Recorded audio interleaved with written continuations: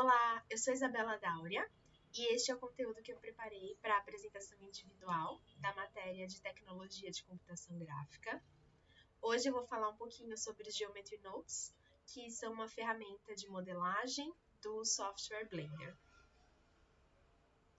Bom, em um resumo, os Geometry Nodes, que em tradução seriam nós de geometria, são uma ferramenta de modelagem procedural e eles são utilizados principalmente para simplificar processos de geometria complexa por meio de caixas de input e output. Para entender como é que funciona essa ferramenta, a gente precisa entender alguns conceitos básicos. O primeiro deles é o conceito de modelagem procedural.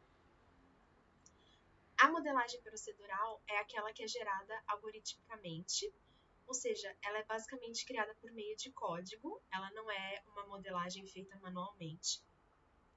Então, ela vai ser criada com base em regras e parâmetros que o usuário vai definir. É uma maneira de simplificar a modelagem de elementos muito complexos e ela também permite um maior controle, porque para você fazer qualquer tipo de alteração na sua modelagem, é só você alterar o código ou parâmetro. Não precisa necessariamente passar por um processo manual. O segundo conceito que é necessário para entender os Geometry Nodes são as operações por nodes. Bom, os nodes, eles são blocos de informação e eles vão transformar inputs em outputs. Então, ao invés dele ser uma linguagem programada escrita, como a gente utiliza no Processing, por exemplo, os nodes eles já contêm uma lógica de programação dentro deles, dentro dessas caixas, e o usuário vai alterar os parâmetros presentes nos boxes dentro dessas caixas. Além do sistema de geometria, o programa Blender ele utiliza o sistema de nodes para outras funções. Então, você pode utilizar esse tipo procedural para funções como shader, texturização, composição, entre outros. Aqui eu trouxe um exemplo de materiais criados com sistemas de nodes. Esses materiais eu estou utilizando em uma outra matéria.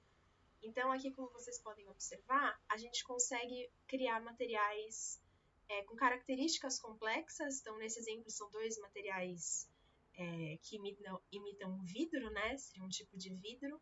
Aqui a gente tem um degradê de cores, também tem uma textura que seria complexa se você fosse tentar aplicar manualmente, mesmo que por mapa de UV, talvez fosse uma tarefa um pouco mais complicada.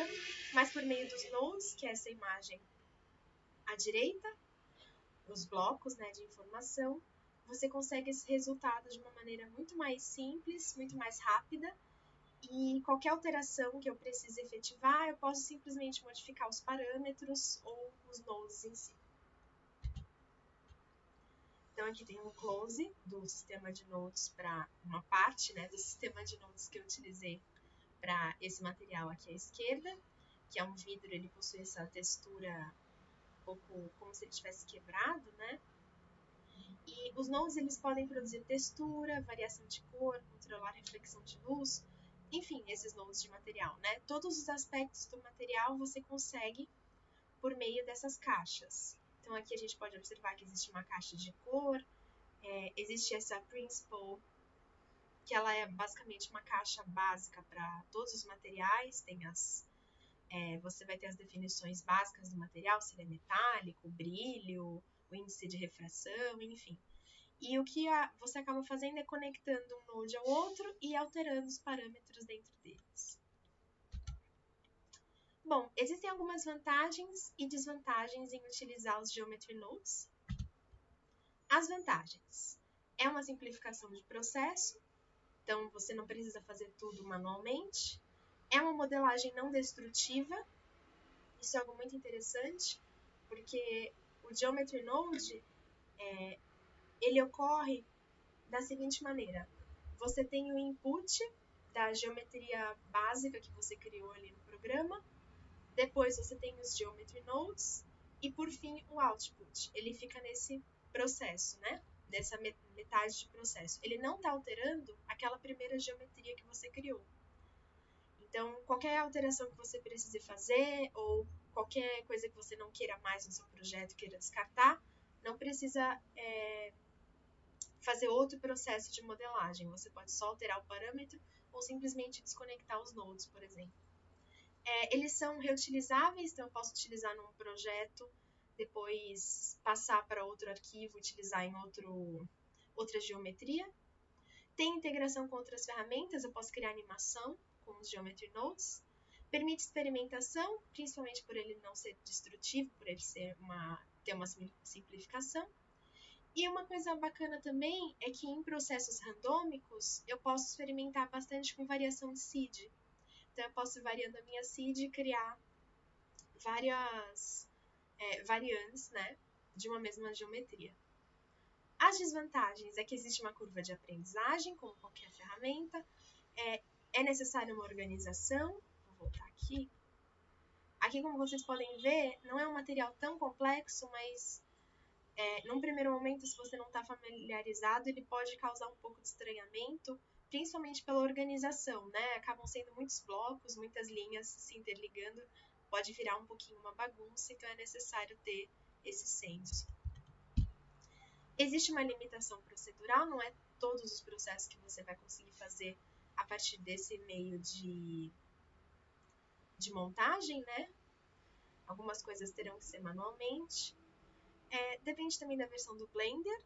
Ele está disponível só nas versões um pouquinho mais atuais. Uma versão mais antiga talvez tenha menos nodes, ou então, por exemplo, ainda não tem essa ferramenta.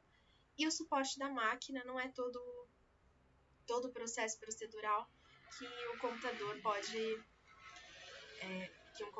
pode acabar aguentando, né? Alguns precisam de mais memória, enfim, maior desempenho. E a lógica básica dos nodes é a seguinte: a árvore de node, a árvore, o conjunto, né, dos nós, dos boxes, elas vai sempre começar com um box de input, que vem a geometria, e o outro de output, que vai retornar uma outra geometria. E os seus nodes vão ficar no meio, é onde você vai organizar todas as transformações que você quer aplicar. As cores dos sockets, que seriam essas bolinhas por onde a gente liga os nodes, elas especificam o tipo de informação coletada e produzida. Então, rosa tem uma informação boolean, amarelo informação de cor, cinza eu tenho um valor float, verde-limão um valor inteiro, azul claro eu tenho uma string, azul escuro eu tenho um vetor. O formato dos sockets também altera as suas propriedades.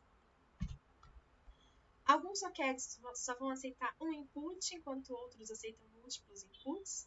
Então, aqui nessa primeira imagem, a gente tem um socket de geometry com mais de um input, e o outro, que seria o do group output, que só aceita um input. E você pode misturar cores de socket, então ele consegue fazer essa transferência de informação, então uma informação de cor que vira, aqui por exemplo, ele está dando informação para seed. Nem sempre isso é possível, né? Algumas informações não são traduzíveis uma para outra, mas dá para experimentar bastante com elas. Nós temos alguns exemplos básicos de uso e tutoriais. Bom, o primeiro deles seria o de multiplicar a geometria, então também você pode multiplicar. Esse é apenas um quadrado, a gente cria um quadrado só, um cubo só, e pode multiplicar ele e distribuir na distância que nós quisermos a partir dos Geometry Nodes. Então aqui tem o link do tutorial, está disponível no PDF. Aqui um de Extrude. E esse também que é bastante utilizado, que é de Instantiation Points. Então você distribui os pontos por uma superfície e substitui esses pontos por instâncias, que seriam objetos. Então eu tenho um cubo, é distribuído os pontos sobre a superfície desse cubo, e são colocados também cubinhos nesses pontos. E por fim, a bibliografia.